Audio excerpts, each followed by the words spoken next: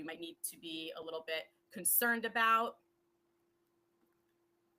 Then we have athletes also getting information from their peers. So athletes looking around the locker room and seeing, what are their teammates eating, seeing what are their teammates not eating, seeing what are the trends amongst their peers, and trying to emulate other people's nutrition practices, and not necessarily always realizing that, nutrition is so individual, and you could have 15 different people on a soccer team, and they're all going to have really different information and nutrition nutrition programs based off of their position, their genetics, what their goals are, all sorts of things having to do with just individual nutrition factors.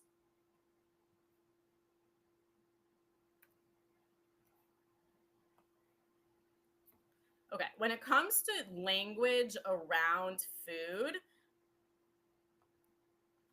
I always try to talk about, and this is mostly for like parents and coaches or athletic trainers or strength coaches, whoever's working with the teen athlete, about using language about what food can do for us instead of what food cannot do for us, right? So instead of this food is bad, we shouldn't have this, we want to formulate our language to like, this food is going to give us a positive outcome.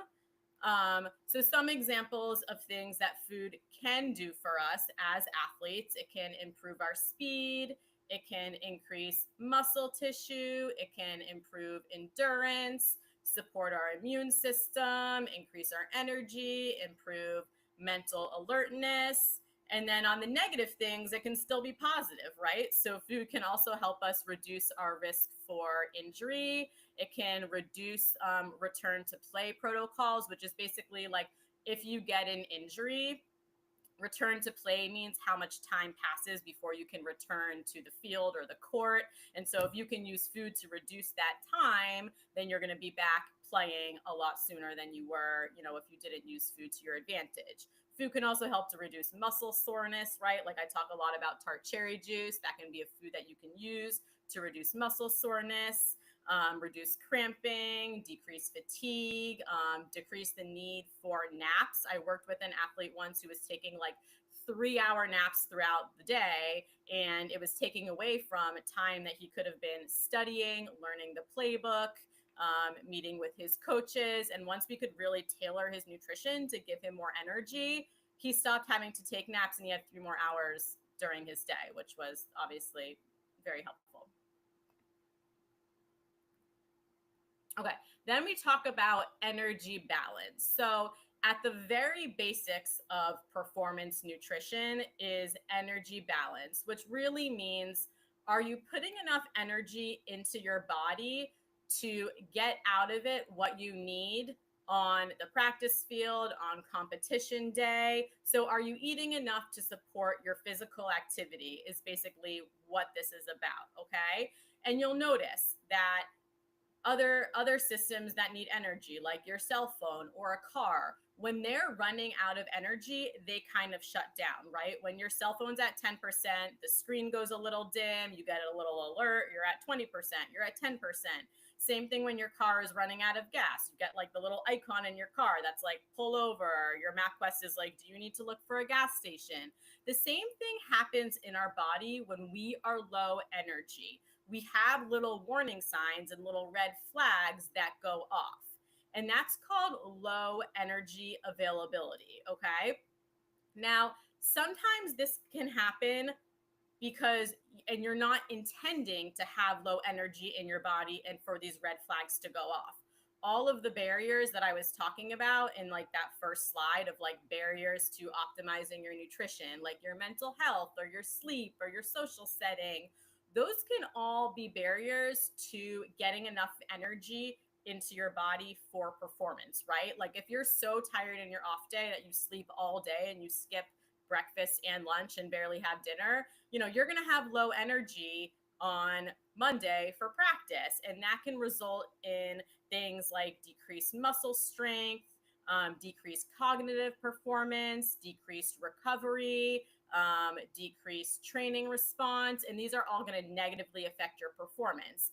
And then there's also situations where maybe it is intentional low energy availability. And that kind of goes into that disordered eating category, which is something else that we're not going to talk about today, but it does also fall into that category of having low energy availability with intention, versus this can also happen and you're not even intending or aware of it happening. But someone like a dietitian or a physician could say, oh, yeah, you're cramping, or you're lightheaded on the field because you just didn't have enough food in your body at all. So now I'm going to take you through what the performance nutrition pyramid is. And this is basically what we're looking at as kind of like your pillars of performance fueling. And the first one is just energy balance or quantity. Are you eating enough? Do you have adequate enough energy in your body to support what you need to be doing for your sport? Okay. So just this is like, are you eating enough? Then we have quality. Are you eating the types of foods that are going to optimize your performance, like nutrient dense foods, your fruits, your vegetable, like baked versus fried proteins, those sorts of things. So it's, are you eating enough? And then are you eating enough of the right types of foods? And then we have nutrient timing. And this is around your practice or your game schedule. Are you eating the right types of foods before and after your training to give your body energy and to support recovery? Or are you eating enough food, the right quality, but not really at the right time? Then we go into habits. Are you consistent with your fueling? Okay.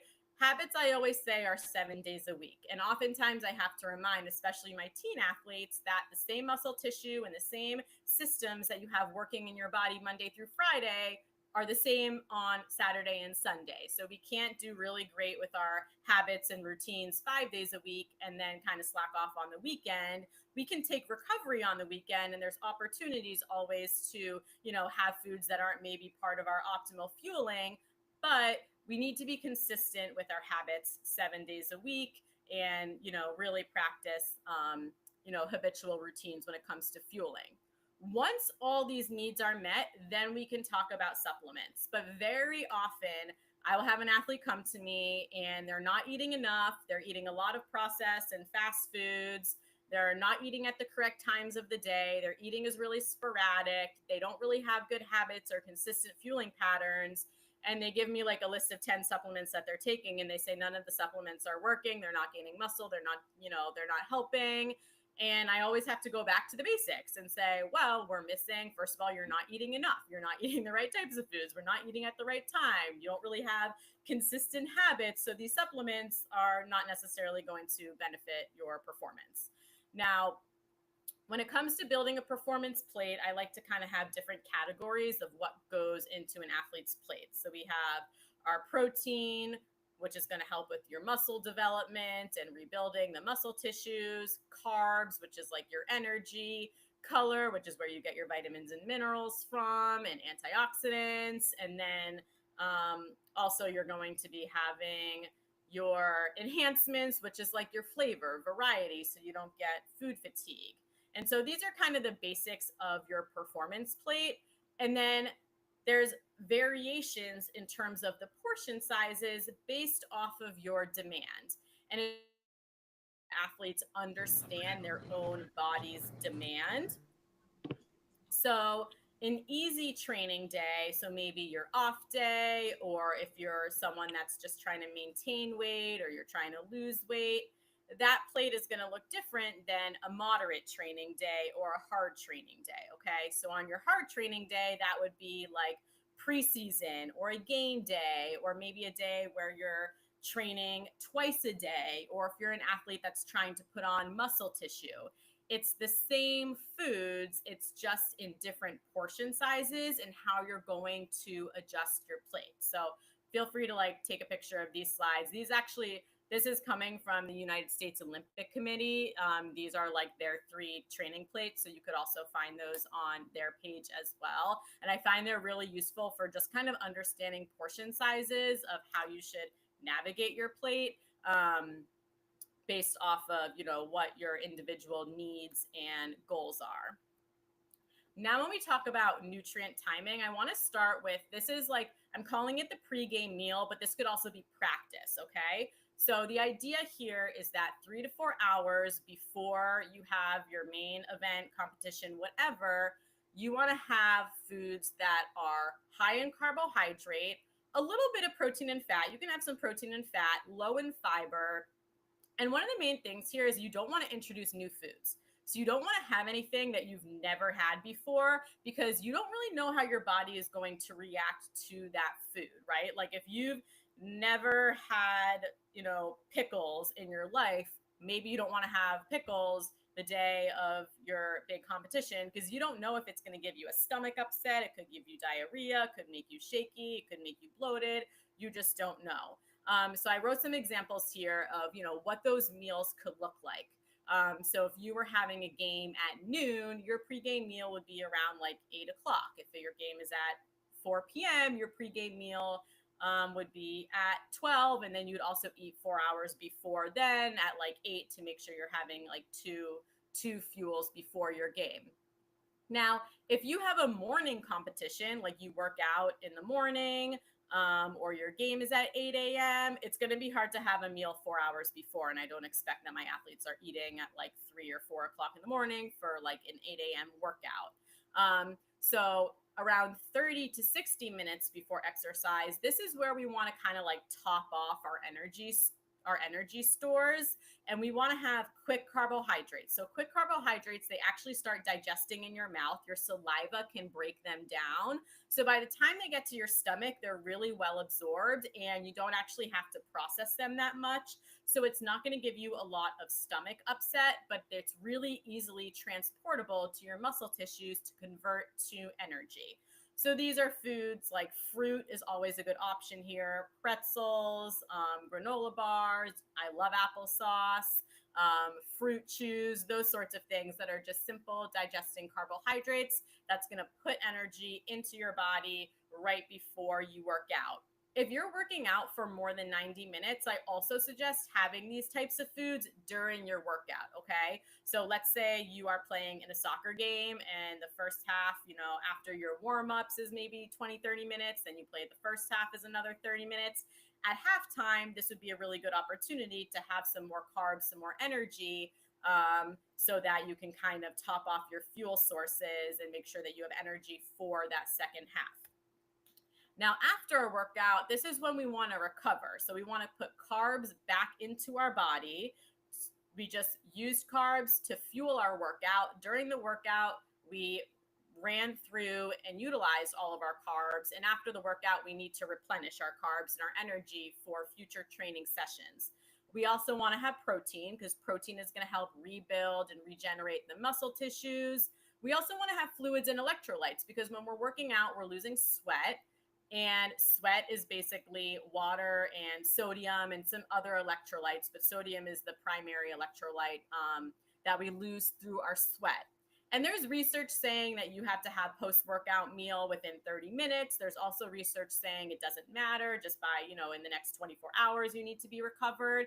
But when I'm working with teen athletes that have such busy, hectic schedules, I always say within an hour, because if you don't get that recovery within an hour, your day gets so busy, things get so hectic, and sometimes it just never happens. So I always say, carry things in your gym bag that can just be a simple, easy recovery in case you can't get to a meal for like another 2 or 3 hours, right? So carry some beef jerky or a Core Power, chocolate milk, or have a PBJ in your backpack, or have a smoothie that you bring from home, or overnight oats, or something that is just easy grab and go. So you can start that process within the first hour. And then within 2 or 3 hours, you can sit down and have a balanced meal, and then continuously fueling throughout the day. Now, when it comes to accommodating busy schedules, I get this question a lot from parents as well. And I always say you always want to have emergency snacks. And so on the right, I just put some like options of things that you could easily like keep in your gym bag or in your locker, in your backpack. Even if you think you're just leaving the house for an hour, always bring something with you, because an hour can easily turn into 4 hours. You meet up with a friend, you think you're just going to get your nails done, and then all of a sudden you're going shopping, and then you're feeling starving. And once you start feeling hungry, that's like basically your brain already telling you like you need to start fueling your body. You have low energy availability. So always carry snacks on you in your car for those emergency or like situations that you just didn't anticipate happening. That's a really great way to kind of plan ahead. And I always say, frozen or fresh, it doesn't really matter. I often find, like, especially when it comes to fruits and vegetables, frozen can just be a lot easier to incorporate into your diet than fresh, right? Especially if you have someone that's like a picky eater and they don't like to eat fresh berries. Well, maybe you can like blend some frozen ones into a smoothie and make a smoothie. Or you're really trying to increase like broccoli in your diet. It takes 2 minutes to microwave frozen broccoli, but fresh broccoli, you got to cut it up. You have to put the olive oil on. You got to turn your oven. It takes 30 to 40 minutes to make a tray of broccoli. It might just be more convenient to like, zap it for 2 minutes in the microwave, some frozen things like that. So don't always feel the pressure to like eat fresh food all the time. Sometimes it's okay if you go that frozen route. And then I always say, like, you have 21 fueling opportunities every week, assuming you're eating, let's say, 3 meals a day, 7 days a week. So you have to give yourself a little bit of grace. And if you are someone that 2 nights a week, it's going to be so hard for you to make, your family dinner, or you're a teen athlete and you're on your own for getting food. If there's 2 nights out of a week that like you have to get fast food, or you got to go through the drive-through, or you have to order takeout, that's 2 out of 21. And so as long as you're making sure that those other 19 meals are, optimal, healthy, balanced meals, then you have to give yourself grace for like the one or two that aren't necessarily going to be what you would consider an optimal performance meal. And also try to plan those ahead of time. So look at your schedule and look at, okay, Wednesdays and Fridays this week are going to be my nightmare days. I am planning to like hit the drive-through at Chick-fil-A on the way home, and that's that. And my other dinners are going to be, balanced, and I'm not going to worry about it. So sometimes we have to give ourselves grace and just try to hit that 21 as best as we can. But if it's, 18, 19 that we're hitting, that's okay too. And then the last thing I'm going to touch on here is supplements. And I could give a 3-hour presentation on supplements, but I'm going to do it in 2 minutes here. This is super important to address with teen athletes. At the top, I'm going to talk for a second about a study that was recently done and published in the Journal of American Medicine. And basically what the study did is it took 57 total supplements and it tested the supplements to check if the ingredients in the supplements were listed on the label. And it also checked if the ingredients listed on the label were actually found in the supplements. And what this study found was that 40% did not contain detectable amounts of ingredients listed on the label. So they were checking the supplement and it didn't actually have the ingredients that were listed on the label. So 40% didn't even have what was listed. The other 60% that did have something on the label that was in the ingredients, the actual quantity of the ingredients range from 0.02% to 334%, meaning that yes, the ingredient was listed on the label, but the actual quantity was extremely inaccurate to what was listed on the label. And 89% of the supplements that they tested the ingredients for did not actually have some of those ingredients listed on the label at all.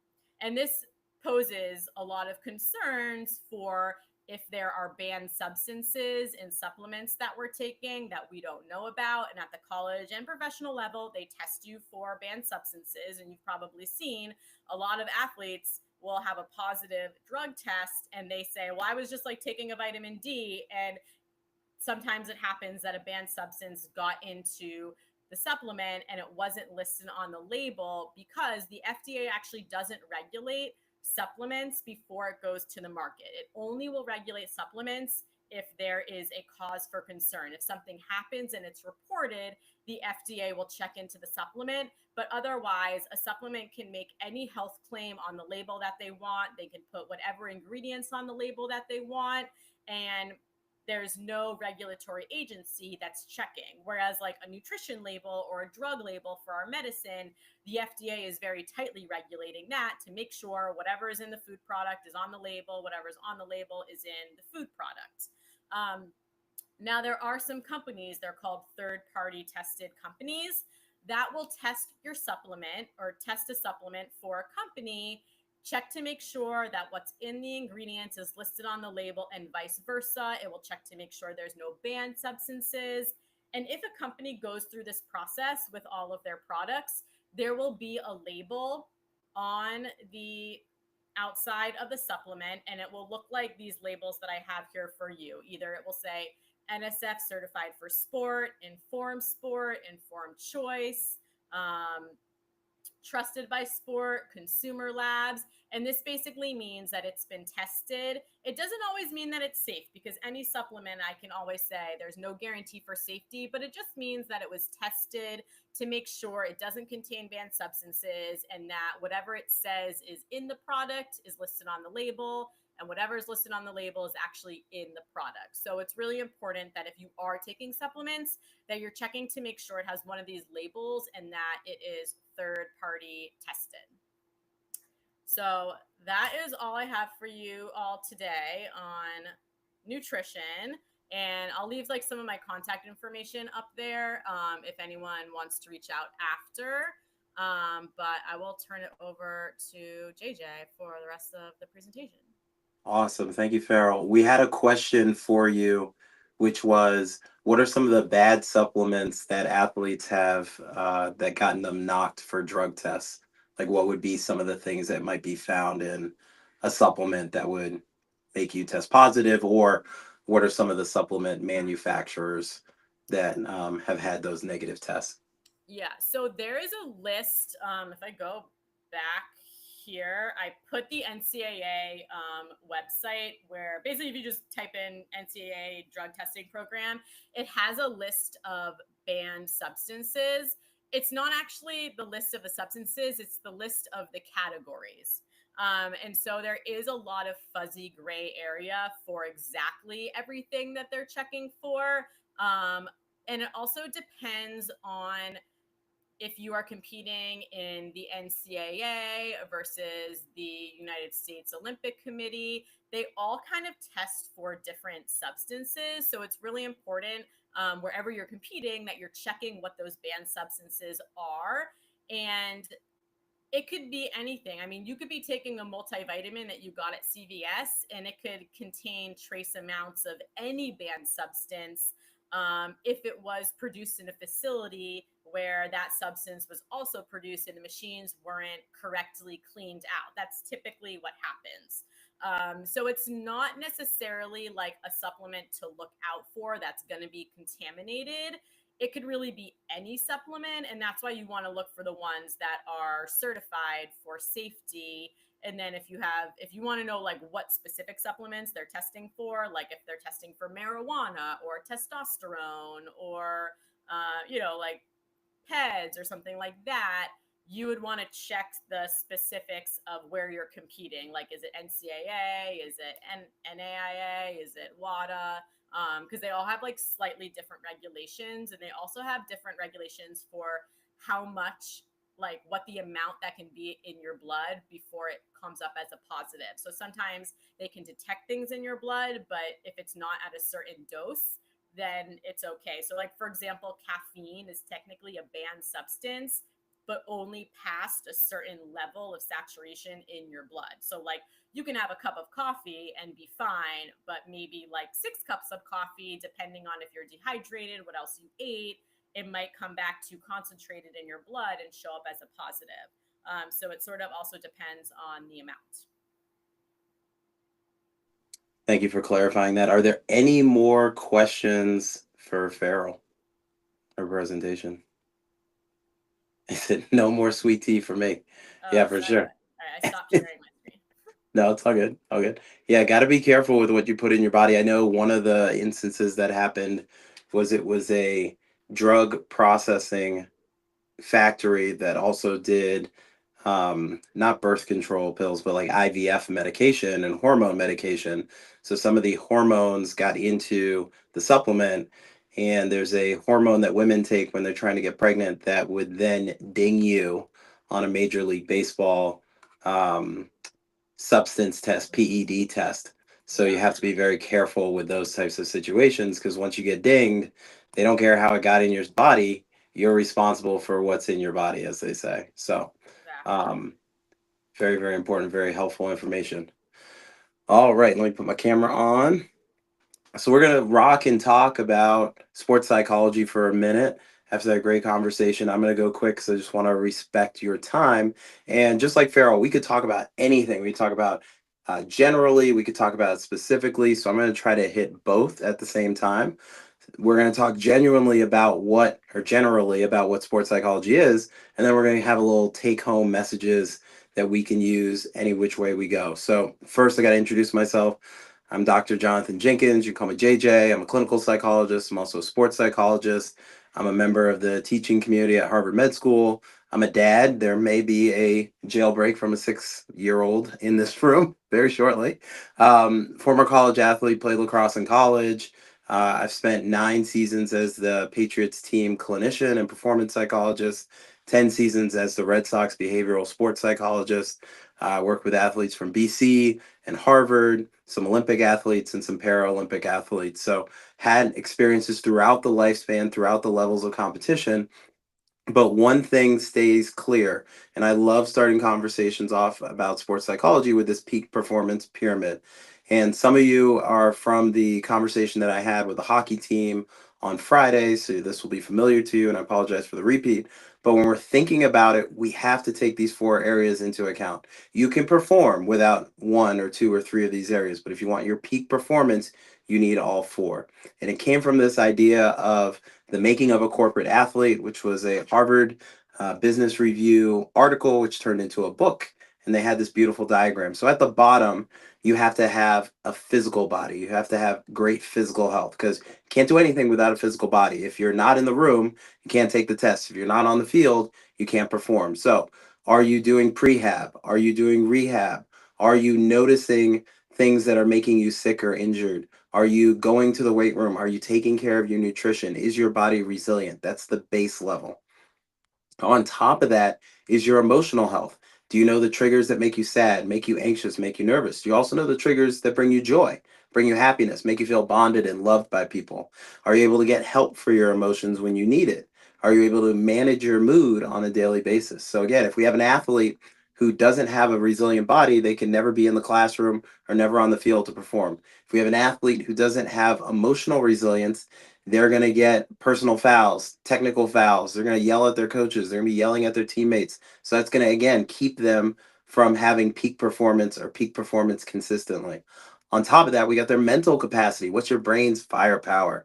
Are you intelligent? Do you have a lot of careless errors? Are you on time? Are you able to understand the plays? Are you able to get data in front of you and make sense of it? So, again, get the physically strong athlete, you have the emotionally strong athlete, but if they're always late, they can't run the plays correctly, they're making careless errors, that's going to keep them from their peak performance. And then on top of that is the spiritual capacity, not necessarily religious, but your why.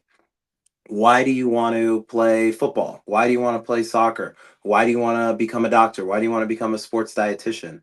It's okay to have the bottom three. The bottom three will get you very far. But if you want to have that peak performance, you have to have that thing, that motivation that will get you out of bed at 4 o'clock in the morning to go to work or to train, will get you to avoid chocolate chip cookies, which I love, so that you can have proper nutrition more consistently. So, for an example, when I ran the Boston Marathon the last time, our son was born, I think he was 2 or 3. My why was, man, I grew up in Natick on the route. I want my son to have this beautiful relationship with the Boston Marathon like I did growing up. And when I finish the race, I want to put the medal over his neck. Be a beautiful moment. So I would use that visually as the dream, the why for all the training, and it helped me be active in the training, not just check the list off the box of what I have to do, but really get engaged in those 18-mile runs, getting dial in on my nutrition, dial in on my weightlifting. So for young athletes, they really struggle with that why. or their Ys keep cycling because they're developing so quickly. So even though it's 3 years from 14 to 17, that Y is going to change significantly from a 14-year-old athlete to a 17-year-old athlete to a 21-year-old athlete to a 24-year-old athlete. So getting them to understand what their why is and how it might change and grow so that they don't search aimlessly for it, but they feel connected to it, that's going to be a huge component when it comes to developing that athlete. Another thing is to be able to understand how confidence and competitiveness make certain athletes show up and be able to be successful while others kind of have challenges with that. So if we look at this matrix on this side is low. So low competitiveness, low confidence. Up here is high competitiveness and high confidence. So let's start with the athlete that we really struggle with, the tense competitor. They have low confidence and low competitiveness. They're unsure of their abilities and they need support, and maybe they don't get support. They maybe haven't been appropriately coached, or they're new to their game. So they're struggling with that acculturation and knowing, like, do I fit in? Is this something I'm good at? Now, as they build confidence, but they're still struggling with competitiveness, now they're an easygoing competitor. When they're playing easy competition, they put in just enough effort to be able to skate by. But if it's challenging, they kind of shut down because they lack that drive. They lack that ability to and desire to challenge themselves against other competition and great competition. Now, if we go back, we have a low confidence individual, but they're highly competitive. Now they have a tense achiever. I must win. I must win at all costs. It's me or nothing. Failure is death. Winning is just a reprisal from death. Like, I don't get any joy in winning, but winning just allows me to not lose. And that's the only reason why I'm winning. And then we want to get to this box right here: high achievement and high confidence. A confident achiever. They're mentally strong, they got the will to win, and they're highly motivated. Now, will to win doesn't mean that they always win, but they're always going to put in the effort to be able to come to a win when a win is available. Now, for a lot of athletes, they vacillate between this, and this. We're not seeing a lot of athletes, probably at the levels of either you or your child or somebody that you coach over here, because that they wouldn't make it that far. But if we have an athlete that's low on competitiveness and they high confidence, what we need to do is start setting standards and setting the environment to help build competitiveness. Hey, you ran that mile in 7:03. Let's see if you can run it under 7 minutes. Hey, you know what? You got about 15 goals. Our school record is 21. You got 3 games left. Let's see if you can do it. Now they're motivated and they're activating their competitive self, which slowly inches them up into a confident achiever. Or if you have the tense achiever where they're very competitive, very worried, and invested in success or failure, but they don't have the confidence, this might be a time where you show them the highlight reel of their previous game, where you review their performance, where you give them some confidence, where you're their hype person. You're really trying to gas them up, get them excited about competing so that they slowly inch over here. Again, and most athletes will never stay 100% in this quadrant, but as they vacillate, we want to give them a gentle nudge back into the areas where they can perform the best. And if you're the athlete yourself, you want to have such a good, honest dialogue with yourself that you know when you're falling in and out of love or attention with your game. One of the other things we want to think about is the mundanity of excellence. Okay. When athletes that are young are thinking about being elite or excellent or great athletes, they're thinking of, I got to be able to do the off my back foot 40-yard throw, or I got to be able to serve the ball 150 miles per hour, or I have to be able to have world record 100-meter swims every time I jump in the pool. That's not it. We want a young athlete to build a foundation of fundamentals. Because upon a foundation of fundamentals, you can then have those extraordinary situations where every once in a while you bubble up and you do something amazing because you practiced it. Tom Brady can throw or could throw really tremendous touchdown passes because he practiced those in practice. And he started off with no defense, just to his wide receiver, then skeleton defense, then 50%, then 100%. Then he practiced it in a couple of games, would throw it out there. And then when he really needed it, he knew he had it. So he knew he could make that pass. But that came from him habitualizing the practice of fundamental skills, skills that are boring, skills that nobody really cares about until the moment it's needed. If you're able to do that, you will be able to find yourself days, months, years later at an elite level because you don't have to worry about your foundation of fundamentals crumbling. You can maintain a high level of foundations and fundamentals. And then as your opponent's foundations of fundamentals start to crumble, you can take advantage of it. That's when you get your steals. That's when you get your blocks. That's when you go on a run when you're the soccer team. That's when you push ahead when you're a runner and you're in a marathon. If you're able to be good at your fundamentals, you'll see those opportunities to be great start popping up over and over and over again. One of the crucial parts of this journey towards excellence is a focus on focus because focus is such a part of the journey. And given young athletes, high school to college, they're getting inundated with so much data, so much information, so much feedback, and just so much stuff, for lack of a better word, throughout the course of their day. It's social media, not even about them. It's cat videos, it's political stuff. It is 1,000 movies on Netflix. It is Ubers to anywhere that they want. It's debit cards where you can buy anything on Amazon. All these different things are vying for their attention, along with their academics and along with their love of sport. So we have to teach them how to focus when they need it and then also let them relax when they need it. Jack Nicklaus talked about this accordion sense of focus when he golfed. So when he was over the ball about to hit, the accordion was pushed in. So his focus was very narrow, thinking about his placement, thinking about his target, thinking about his swing. But when he wasn't hitting, his focus was wide. So he look at the gallery, look at his friends, take in the fashion, do all that other stuff. So being able to teach young people how to accordion their focus is going to allow them to recognize, yeah, for a short period of time, I'm going to need to really focus hard on this one thing. But as that one thing is over, that pitch, that hit, that strike, I can now open up my focus so that I don't get fatigued as easily. The other thing you want to think about is that we have this conception that athletes must be rigid and exact and self-critical to be great. That is not the case. There's a lot of athletes when you see them playing, big old smiles on their face, dapping up their teammates, laughing and joking because for them being jovial and having fun is the key to it. And excuse me, particularly for younger athletes, we really want to recruit play and unstructured goals as a way of building focus and helping them develop into the best athlete they can. Because if we connect their sport with play, which it should be anyways, early on, they're going to keep falling deeper and deeper and deeper in love with their sport. And that love for their sport is going to help them be vulnerable in their sport, ask their coach questions, ask their teammates questions, make a mistake and not beat themselves up. But it's also going to set the stage for this lifelong relationship that they're going to have with soccer or with lacrosse or with swimming or triathlons. And so if we make it too militaristic, too results oriented, too stressful early on, you're going to have a lot of people break up with a sport prematurely who would have done tremendous things if they just were able to play the game that they love. And if you're trying to convince a adolescent or a young college person that it's got to be strict and you got to do this, you start wagging your finger at them, it ain't gonna work. Okay. The other aspect of it is play is a way we learn. We think about we were in first, second, third grade.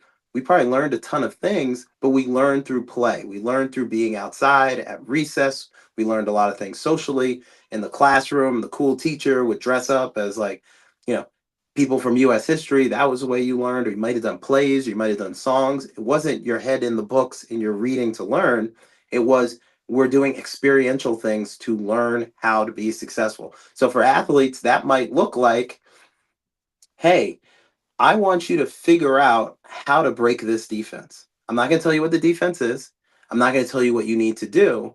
But maybe in basketball, it's 5-on-5. We're going to throw an extra defender out there and see if you can beat that defense. Or it's 5-on-5. We're only going to give you 4 people on your team and going against 5. Now you got to figure it out. It allows them to have this asymmetrical relationship with their sport where they now have to think on their feet. Okay, coach is letting us play a person down, and I can only use my bad hand to dribble. Okay, that's a challenge. That's a game. That's fun. Now, it might seem critical if the coach is really focusing at them and is really critical with their feedback. But if the coach is saying, hey, let's have fun, let's explore something, let's see what happens when, and then presents this challenge to the youth athletes, it's a great opportunity to let their childlike brain enter the room, which is great at learning and has an abundance of enthusiasm and energy, and allow that childlike brain to tackle this problem that they're eventually going to see in a game. So we want to really get situations like that because, again, we're going to improve problem solving. We're going to increase opportunities for people to get in the zone because getting in the zone feels like you're just back to being 5, 6, 7 years old playing on the playground. We're going to reduce boredom. I hate to say it, coaches in the room. Sometimes practice is really, really boring. We need to be able to have ways to practice, but have some fun injected back into practice so we look forward to the next practice. And then having play or having fun or having unstructured goals in there is a great way to keep people competitive and to keep them motivated to come back for the next practice. So an unstructured goal might be, hey, before a game, I want you to take about 20 to 30 shots or before we start the game, or I want you to take some shots on goal. You let me know when you're ready. Now the player isn't saying, okay, do I take 5 shots? Do I take 15 shots? That player is mature enough to say, I know which shots I need to practice before the game. I'm going to practice them to the degree that I need to. Take the AKA take the number of shots that I need to. I'm not going to do any more. I'm not going to do any less. And because of that, my self-efficacy is up another notch because coach trusted me to warm myself up. Now you're building independence, you're building self efficacy, you're building self assurance, you're building self worth, and you're building self esteem. All great things that go into having great athletes on your team. Another way, if you're a coach or you're an AD, to inject more fun into your presentations or into practice would be gamify things. Okay, have the players fight for something. It could be as stupid as a stuffed animal or an action figure or a toolbox. Like this is given to a player who excels in this kind of highly competitive but low stress game. And we're going to use it as a way of celebrating some of the values and some of the traits that we want for our team. Or something that coaches did at my college was get older pictures of yourself playing the sport and also make time for social activities with teammates, with other people, so that you're able to get to know each other and really bond. So the two sections I want to hit for practical takeaways are meditation and visualization. I got one for meditation. Everybody knows box breathing, so I'm not going to talk about that. That's breathe in for 4 seconds, hold for 4 seconds, breathe out for 4 seconds, hold for 4 seconds. But I really want to hit this 1-2 ratio breathing because I feel like it's just easier in the moment to know what to do in that situation. So it's basically if you breathe in for 3 seconds, through your nose, exhale for 6. If you breathe in for 4, exhale for 8. It allows you to kick in that parasympathetic nervous system. Think paralyze, calm your body down, and not have that sympathetic nervous system, the one that's anxious, that can be really aroused and stressed out when you're challenged, to take over and cause you to get tight during a movement that needs to be fluid and relaxed. So, your heart rate is controlled by your respiration. If you breathe slow, your heart rate will go slower. Now, if you're playing a sport like boxing where you need to breathe fast and you want your heart rate to be fast, you do a little bit more inhalations. You're obviously not trying to hyperventilate, but that will allow your heart rate to stay at a high level. But when you're on the field, you want your heart rate to do whatever it's athletically supposed to do. And then when you're off the field, you want your mind to take control and allow that heart rate to go down. So by the end of the game, you're not as fatigued as your opponent whose heart rate just went like this with no breaks, but your heart rate has a little dip because every time you go off, you give it a little dip and a little opportunity to recover. So you'll be ready for those crucial moments. And then when you think about visualization, I love this pre-game visualization. And it's a great outline to think of what are the things you want to think about or you're going to experience through the game. What does it physically feel like? So what do your feet feel like in your cleats? What does the environment feel like? The grass is wet. Do you feel a little bit of it tickling inside your socks as your feet start to get wetter? What's your task? Who are your opponents? Who are you marking that day? What's the timing feel like? What does it look like for people at your level to run really fast in front of you? How does it feel when the ball's flying towards your face and you're going to chest it? What is the learning like? So, what are you going to look for cues when you're guarding your opponent or the team in general in terms of what they're trying to do? Are they in man-to-man defense or are they in zone defense? What are the emotions you want to feel or you know you will feel? If you're running a marathon, one of the emotions is burning. It will be boredom. It will be sorrow. A lot of these different things that I've experienced on marathons and I know other people have. And again, you want to use that first person view for when you're trying to feel in your own body and feel how your body might move and how your head tilts when your body's at a different axis. You want to use that third person body view as a way of being able to check in a 360 view how your body looks with some of the movements you're trying to make. So if you're trying to serve in tennis, maybe you do that third person view so you can see, okay, what does the back of my leg look like? Because I know I got to hop off that leg. Am I hopping off the leg correctly when I visualize it? So that's a great thing to do. And then we have, last but not least, adversity rehearsing. And I feel like this is so crucial to the youth athlete. They always visualize things going well, but then when stuff hits the fan, they forget that they could have visualized how to recover, how to bounce back, and how to be able to negotiate the other team going on a run, knocking off 3 or 4 goals in a row, playing a really challenging, difficult, dropping a pass and trying to pick it up, throwing an interception, and how you're going to be able to get yourself back after doing that. Adversity visualization is a great way to inoculate yourself against the immediate shock that happens when something poor goes on the field, on the ice, or on the court. If you've seen it before, even if it's in your own mind and even if it's in your imagination, you're going to be less likely to have such a exaggerated, flagrant response from it, and you're going to be able to absorb that situation, make sense of it, gather data from it, and then be able to move on. So I would say teen athletes, young adult athletes need to do a lot more adversity rehearsing, because the assumption that they have is if it's not perfect, it's not right. And if I don't make it perfect, then I know I'm going to get yelled at by my coach or I failed entirely. And just like in golf, where if I'm on a par five and I hit the tee shot into the woods, yeah, I'm shooting three, but I still got a chance to make par, or at the very least a bogey. But if I give up on myself after shanking the ball into the trees, now what's the point of even playing the hole anymore?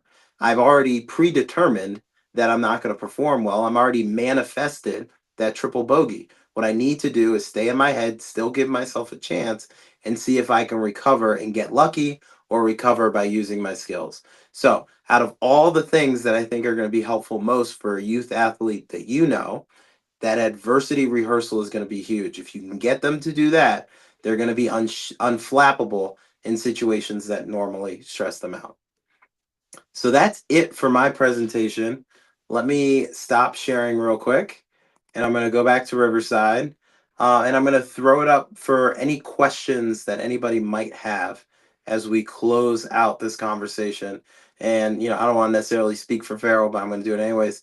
Really appreciative of everybody who showed up and made time for today. We want to make time for you. You made time for us. We appreciate it. To quote the urban philosopher Jay-Z, could have been anywhere in the world, but you're here with us, and that's a beautiful thing. But I want to leave some time for questions. If we don't have any questions, we will make sure to email you all of our contact information so you can get in touch with us, either for talks or if you want to do some work.